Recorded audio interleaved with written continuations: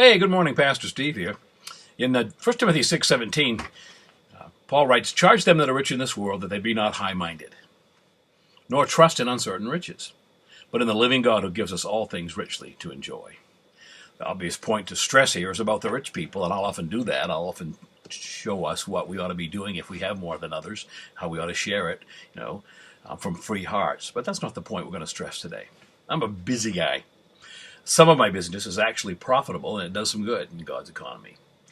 But until recently, I had neglected the second thought here, the idea that it's okay to take a break and to enjoy God's creation.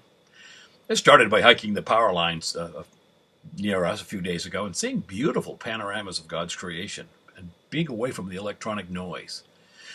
Mark 6:32. Remember when the disciples were all excited? They went out by Tuesday and they were all just pumped as they came back and they were trying to tell Jesus, "Whoa, look what's going on. Look what we did, man." And Jesus said, "Whoa, dudes, come you yourselves apart to a desert place and rest a while."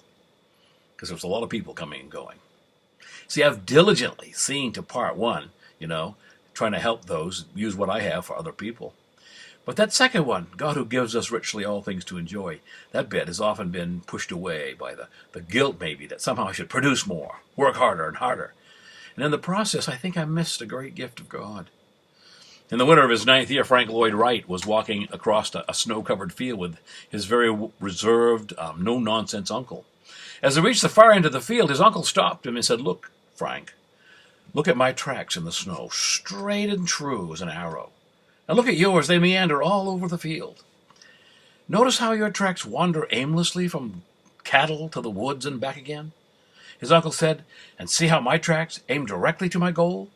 There's an important lesson in that, son." Years later, Frank Wright relayed how that experience affected his outlook on life. "I determined right then," he said, "not to miss the most important things in life," as my uncle had. Remember the Lord God says the joy of the Lord is your strength. Whoever trusts in the Lord, Proverbs 16:20, happy is he. So along the path, stop and drift over to the flowers and see the osprey that has a nest in the power lines. Take a moment to enjoy the good things that God has given you to enjoy. You ponder that, Pastor Steve.